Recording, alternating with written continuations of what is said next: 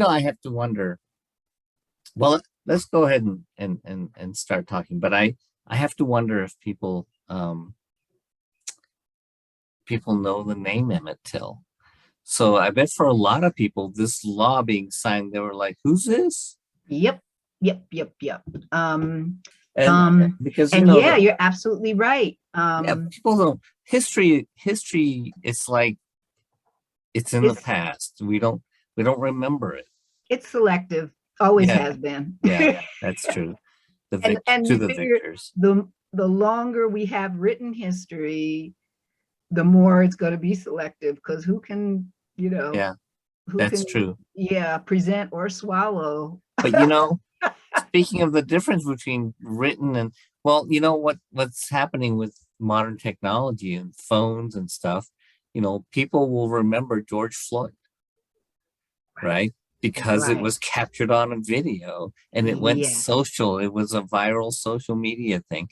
Um, I remember from my childhood, after it happened, but I remember seeing the pictures of Emmett Till because his mother, right, wanted an open casket funeral. Mamie Till. Yeah, Yeah. and I remember. I mean, that image has not left my mind. So, and it's like, if people see these things, they would be outraged and they wouldn't remember it for all time. Yes. But Yeah. yeah, memories are short and it's selective. You're And right. so is news. Yeah, news.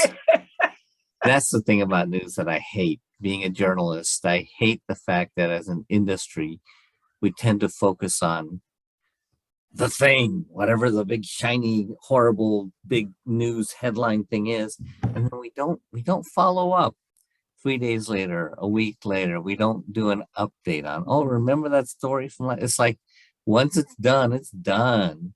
We check it off and we move on, and it's just weird that we think that way. It is, but we're trained, Yeah, and we're trained for like 5 minute, not even 5 minute, like 5 second blurps, yeah, and that's true. like, yeah, like Twitter and stuff like that. Well, like And uh, also, like, you're talking about how the news just presents stuff, and we don't go back, but we also tend to not look at any other sources except the ones that we do, which are usually, the ones we one or agree with. two. Yeah, yeah, It's that echo chamber thing. But that didn't used to happen. It used to be that, newspapers, everybody read the same newspapers. The Denver Post and Rocky Mountain News. They had a little bit of a political difference between the two, but everybody read them. There used to be only 3 TV networks with their news. I remember that. Yeah, me too.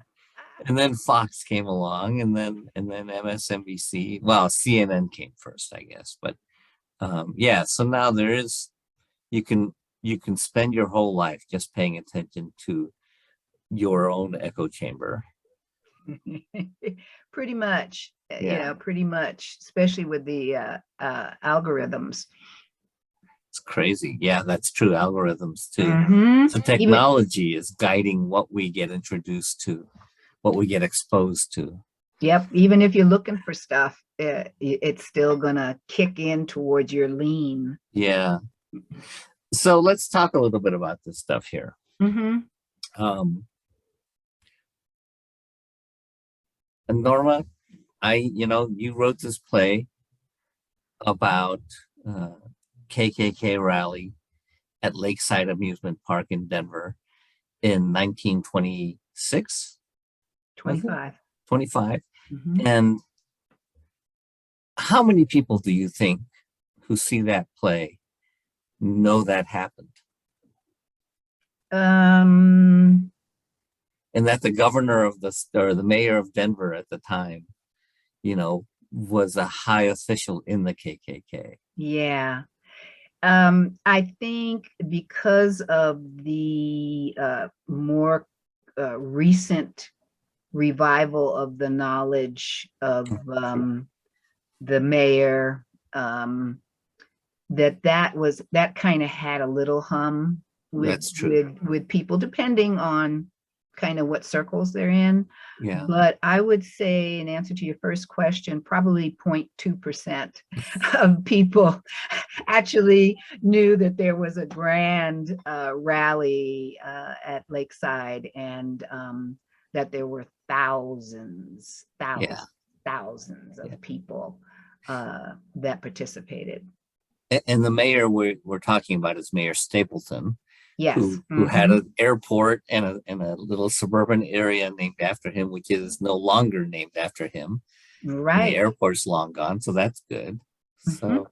So, history, sometimes we can face history and make some changes. So we'll get to that in a little bit. But so let's talk about, we are in a period right now, I think it feels like, where things are changing for the better, right? Like Secretary Haaland removing derogatory names, geographical site names, and Squaw Mountain, Squaw Valley, Chinaman's Gulch. I was part of an Asian American organization that looked and made some recommendations on not only which names to get rid of, but what to change them to. Yeah. To more appropriate names that honor the parts of China where people came from or whatever. So talk a little bit about that. How do you feel about that? The changing of geographic names? Yeah, I think it's vitally important. And especially that it's being done at a federal level. Good point. Because that's our government saying, no, this is not acceptable. Yeah. That's a powerful statement that trickles down, because it's the examples set for state government, state legislation, and for individuals. And also there's this thing about normalization, that, names of places are just normalized. We don't think about them. No. I grew up in a town in New Jersey called Hackensack. Yeah, I know Hackensack. Okay. And, it always seemed kind of like a funny name.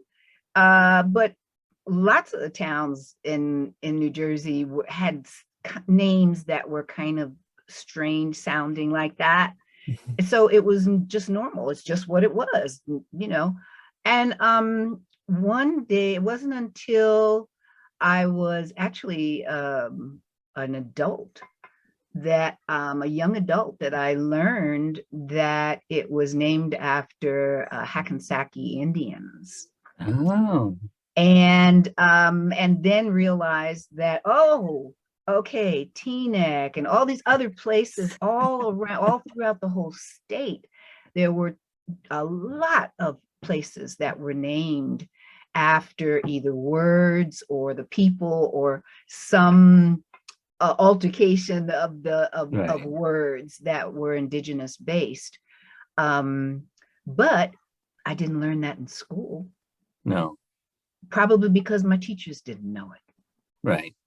And so I think, the same thing happens with these, with this naming process, that's part of the power of it. Is one, it brings recognition to how we've been using terminology. Right. And that helps us think about it. Right. And then to actually change it is an empowering act. Yeah. So that's one of the things that makes me feel like we're on the right track. Change is happening. It's been a really slow journey.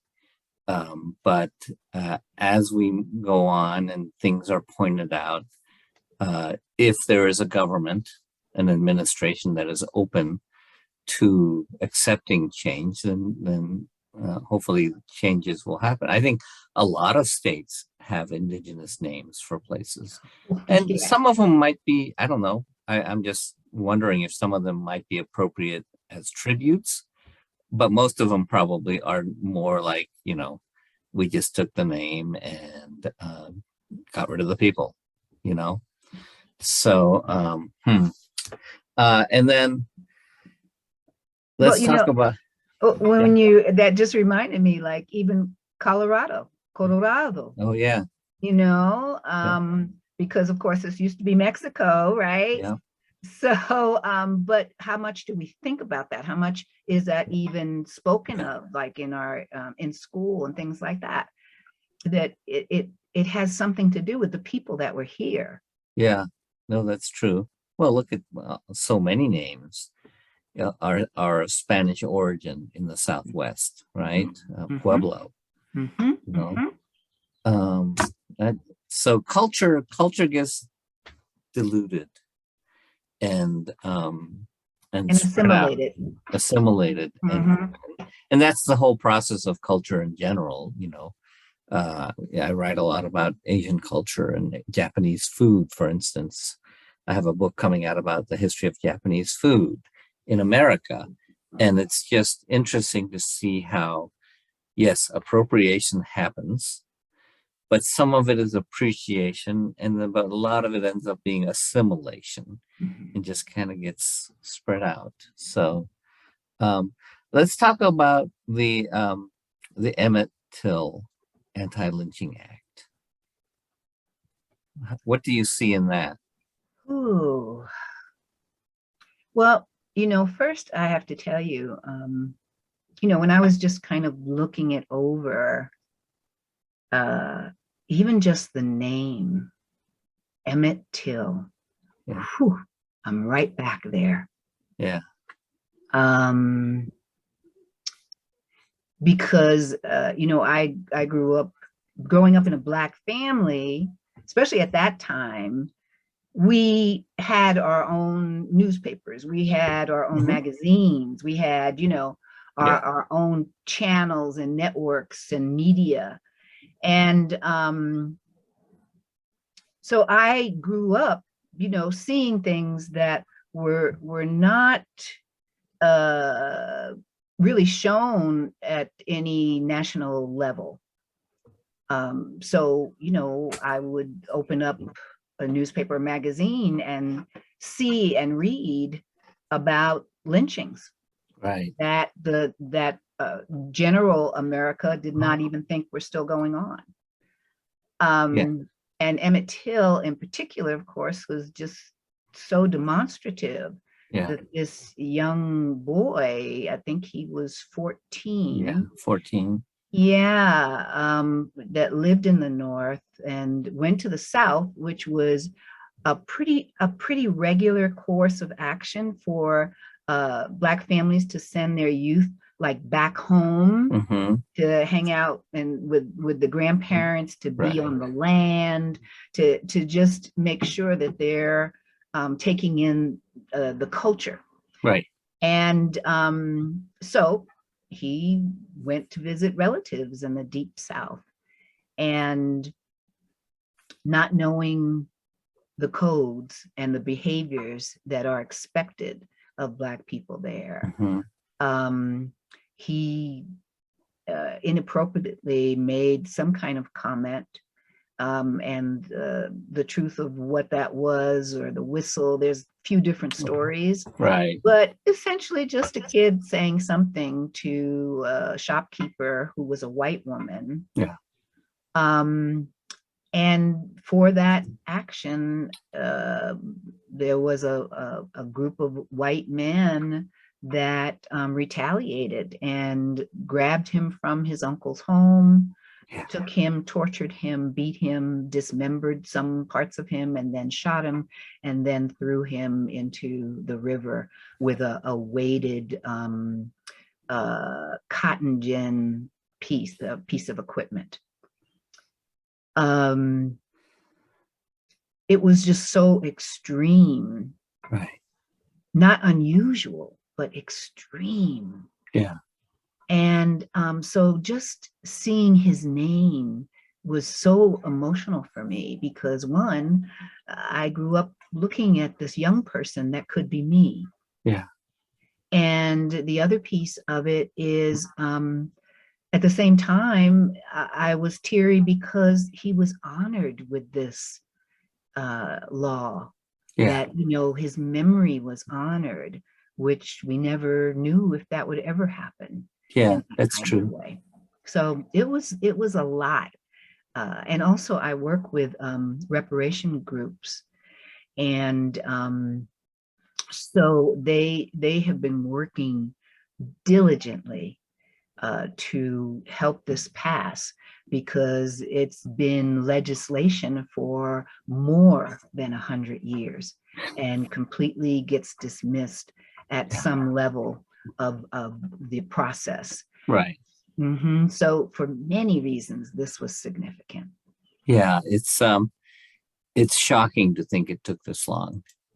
It's like, does anybody really think it's okay? You know, well, obviously there are people who still do, because we hear about, African American men who get dragged behind a truck, and unfortunately these things do continue to happen in pockets. But I remember, we were talking about this earlier, I remember Emmett Till specifically because his mother insisted on an open casket funeral.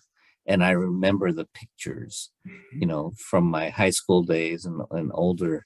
I wasn't there when it happened, but I have seen the pictures, and it's an image you don't ever forget. And I wondered, speaking of how seeing his name affected you, I wondered really how many people in the United States recognize that name even anymore. Is it, because history does have a habit of, we move forward, the media move forward, everything moves forward, and we forget. Right. So I'm glad that some lawmakers didn't forget and made sure that he was honored. Right. And I think, what you said about what his mom did,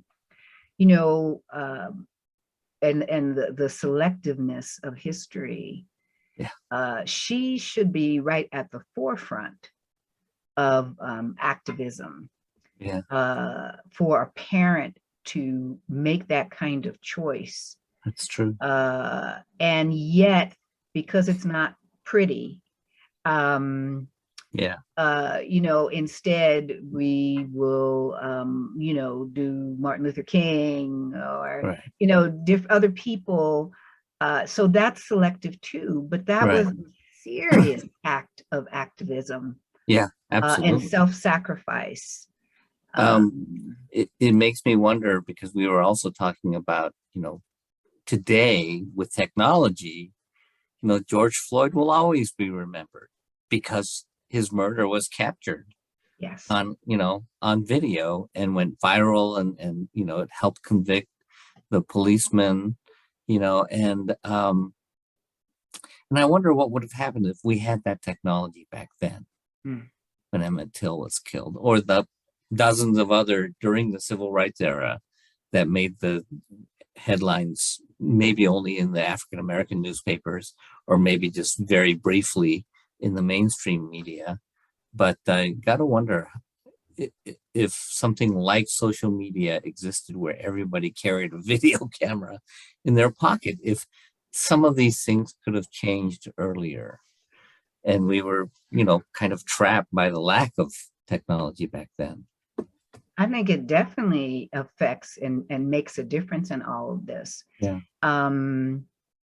It helps us to wake up, for one thing, those who have been sleeping. Yeah. But we're still experiencing what happens when the video camera isn't there. That part hasn't stopped. If that had not been videotaped, George Floyd and so many others, but they're a fraction of the people that are experiencing things. So that's another piece that happens with media, that we think that's the story. Right. But people are experiencing things every day, and especially at the microaggression level. Right. I was just thinking that. And that doesn't get reported.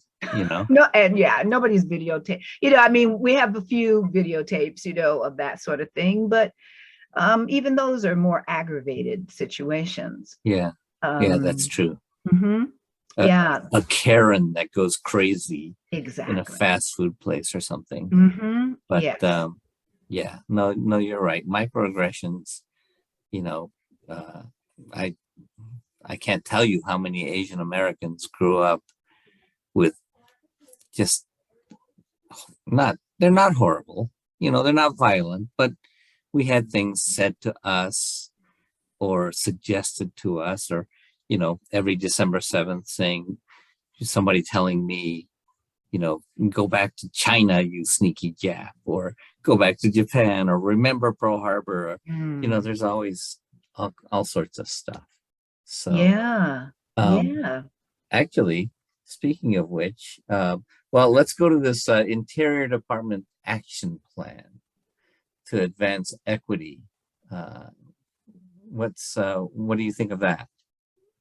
Well, the thing that stood out for me, like immediately, was that this is the first equity action plan. I mean, just stop for a moment, right? That, Seems like it should be pretty common, normal. given our Constitution, Yeah. yeah, don't you think? It's the first. And essentially, all these kinds of things that we're talking about that are like more recent, more concrete kinds of actions. It really took like that video of George Floyd to help move these things, to That's help true. accelerate these things. Yeah. Otherwise, people are still saying, "Oh, it's not quite time yet." Yeah.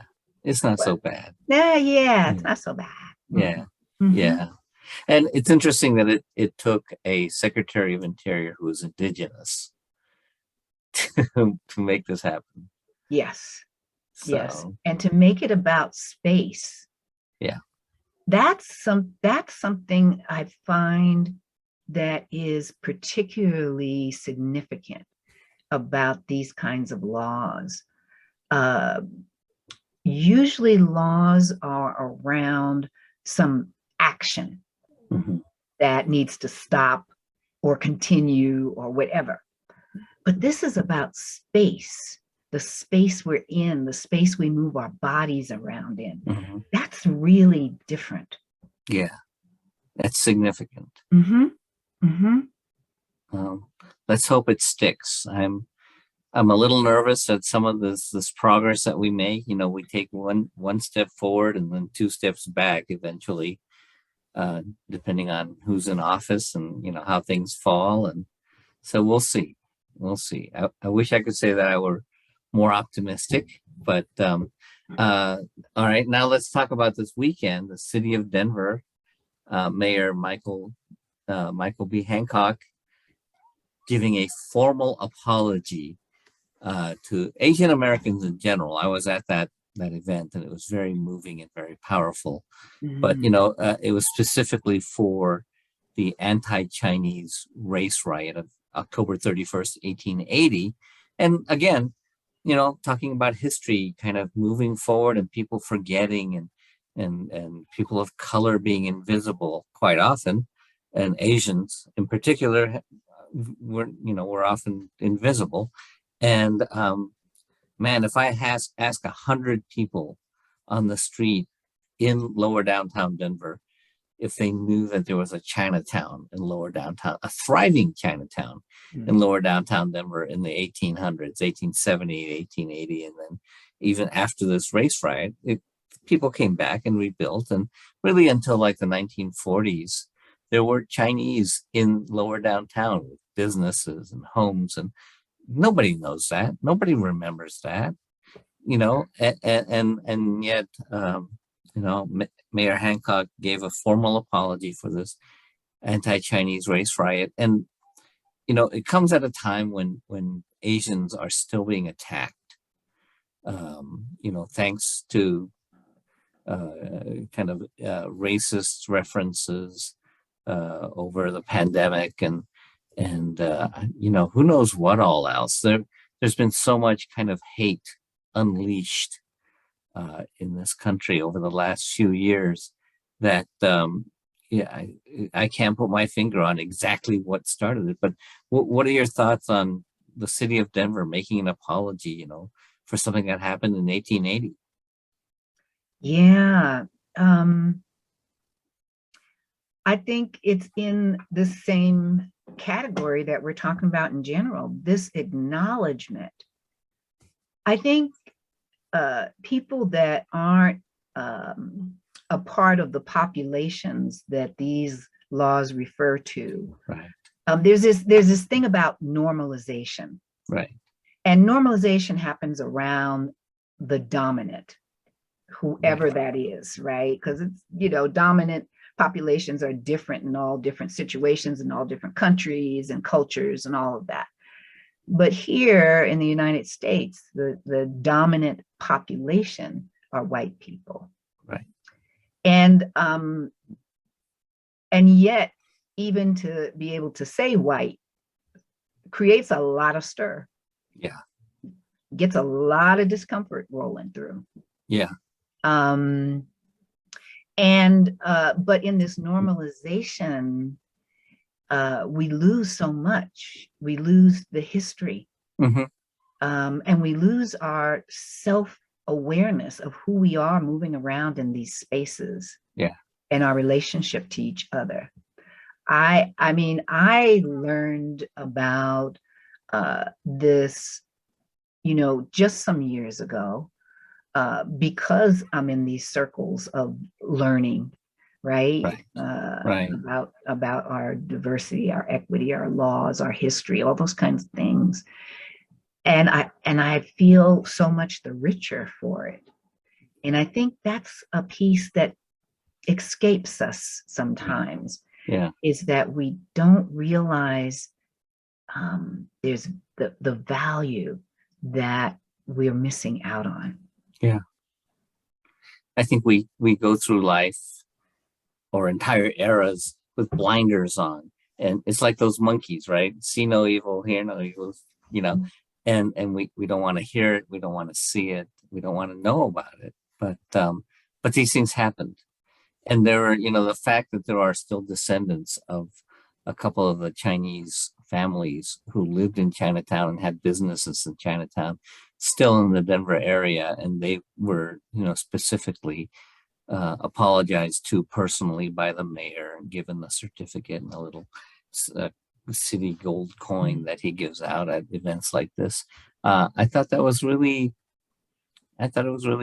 powerful, emotional. So, and now let's talk about SCOTUS, the Supreme Court of the United States. What does it mean that Ketanji Brown Jackson was confirmed? Yeah, it's a mixed bag. I'm